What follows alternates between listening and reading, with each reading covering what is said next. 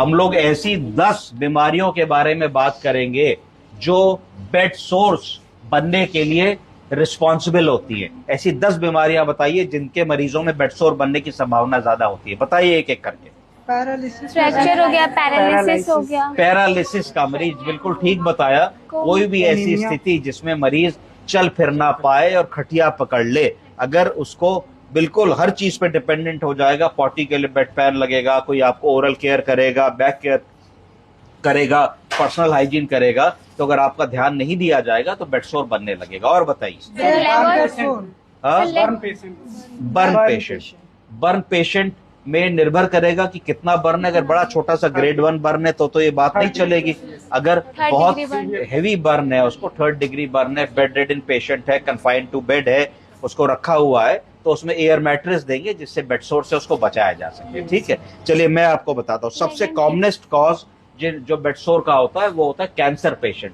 किनमें? Cancer patient. क्यों होता है? क्योंकि कैंसर का पेशेंट जब बीमारी की अंत स्थिति में होता है तो उसमें फ्रेलिटी सिंड्रोम होने लगता है और सार्कोपीनिया होने लगता है। अर्थात आप देखेंगे मरीज बिल्कुल दुबला पतला होकर सिकुड़ जाएगा, उसकी मांसपेशियां खत्म हो जाती है, गलने लगती है, उसके अंदर कोई ताकत नहीं रह जाती, वो बार बार गिरता है, रिकरेंट फॉल्स होते हैं, चोट लगती है, शरीर के अंदर स्किन का टर्गर खत्म हो जाता है, न्यूट्रिशन कम हो जाता है, हाइड्रेशन कम हो जाता है। तो ये हाई रिस्क पेशेंट्स होते हैं बेड सोर बनने के लिए। इसके बाद सेरिब्रल पैल्सी, बोलिए। Cerebral palsy. बहुत सारे सेरिब्रल पैल्सी के मरीज होते हैं, कम उम्र के भी लोग होते हैं, उनमें हाई रिस्क होता है बेड सोर बनने के लिए। तीसरा, क्रोनिक वीनस इनसफिशिएंसी। क्या चीज? क्रोनिक वीनस इनसफिशिएंसी, यानी कि ऐसे लोग जिनकी नसों में, वेन्स में कमी होती है कि हार्ट ने ब्लड को पंप किया तो ब्लड तो दूर तक पहुंच गया पर वेन उनको वापस नहीं ला पाती है, वेन के बीच का वॉल्व का सिस्टम बिगड़ जाता है, तो उन मरीजों में भी बेड सोर बनने की संभावना बहुत ज्यादा होती है।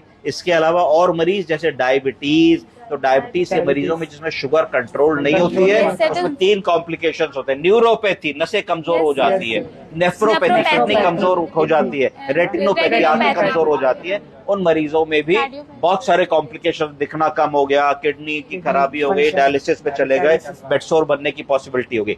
डिमेंशिया के मरीज, ऐसे मरीज जो बुजुर्ग होते हैं जिनको डिमेंशिया, अल्जाइमर्स की बीमारी होती है, उन मरीजों में भी वो सब कुछ भूल जाते हैं, नहाना भूल जाएंगे, खाना भूल जाएंगे, सोशल बिहेवियर भूल जाएंगे, अपनी सफाई करना भूल जाएंगे। उन लोगों में भी बेड सोर बनने की पॉसिबिलिटी बहुत ज्यादा होती है। पता लगा कि करवट लेटे हैं, वो लेटे रहेंगे।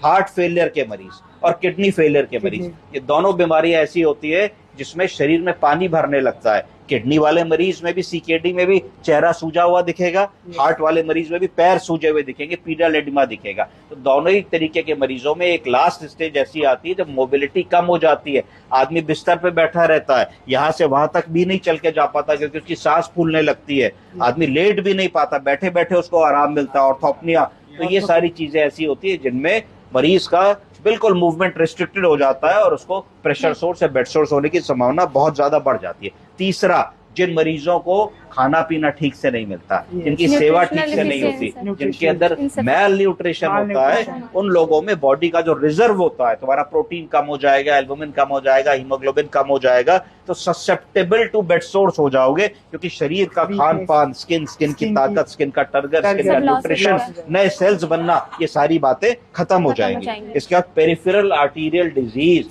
ये एक बीमारी होती है आर्टरी की जिसमें ब्लड सर्कुलेशन ले जाने वाली आर्टरी कमजोर पड़ जाती है, जिसमें जितना ब्लड जाना चाहिए नहीं होता। कई बार ऐसा होता है कि आपको आदमी मिलेगा इसका पैर पूरा सूजा हुआ है, आप देखोगे पैर लाल भी है, पैर जल भी रहा है, तो आप अगर आर्टरी फील करोगे तो फीमोरल तो फील हो रही होगी, घुटने के पीछे वाली पॉप्लिटियल फील नहीं हो रही होगी, है ना। कई बार होता है पैर की छोटी आर्टरी जिसको डॉर्सेलिस पेडिस कहते हैं, फील नहीं हो रही होती है, तो इसका मतलब होता है कि कहीं ना कहीं आर्टरी के रास्ते में रुकावट या क्लॉट आ गई है। ये सीरियस मेडिकल इमरजेंसी होती है जिसके लिए आपको उसको आजकल इंटरवेंशनल रेडियोलॉजी विभाग में या CTVS कार्डियोथोरेसिक वेस्कुलर सर्जरी विभाग में तत्काल प्रभाव से मरीज को भेजना होता है। इसके अलावा स्पाइनल कॉर्ड इंजरी, कई ऐसे केसेस होते हैं जहाँ एक्सीडेंट हो गया, कम उम्र का आदमी है, गर्दन की हड्डी टूट गई, स्विमिंग पूल से कूदा, चोट लग गई, कार का एक्सीडेंट हो गया, तो वो भी आदमी बिस्तर पकड़ लेता है, उसका बचा हुआ पूरा का पूरा जीवन बिस्तर पे निकलता है, क्वाड्रिप्लेजिक हो जाता है, चारों हाथ पैर नहीं चलते।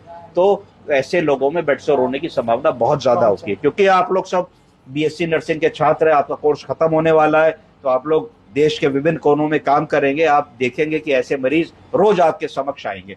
तो बेड सोर अगर एक बार बन गया तो उससे पीछा छुड़ाने में पसीने छूट जाते हैं, हफ्तों लगते हैं, महीनों लगते हैं, मरीज का हजारों रुपए खर्च होता है, डेली ड्रेसिंग होती है, महंगी एंटीबायोटिक्स लगती है, कई बार सेप्सिस में चला जाता है, सेप्टिसेमिक शॉक में चला जाता है, कार्डियोजेनिक शॉक में चला जाता है। थोड़ी सी इत्मीनान की काउंसलिंग से और थोड़ी सी मेहनत से हम बेडसोर को पूर्णतः बचा सकते हैं। बेडसोर कोई रोग नहीं है, बेडसोर सही मायने में अगर देखिए तो लापरवाही बरतने की एक साइड इफेक्ट है। तो ये इससे बचना है लाइफ टाइम। अगर हम ये प्रण ले कि भाई हमारे किसी मरीज में बेडसोर नहीं होगा, हम थोड़ी एक्स्ट्रा केयर कर लेंगे, ध्यान देंगे कि रोज चद्दर बदली जाए, चद्दर पे कोई सिलवट ना आए, मरीज की बॉडी केयर बहुत अच्छी तरीके से करें, उसको स्प्रिट से क्लीन करें, उसमें हम पाउडर लगा के देखेंगे, नमी में नहीं रखेंगे। तो ये सब चीजों का अगर हम ध्यान देते हैं तो बेडसोर से प्रिवेंट कर सकते हैं। ठीक है। Thank you sir, thank you sir.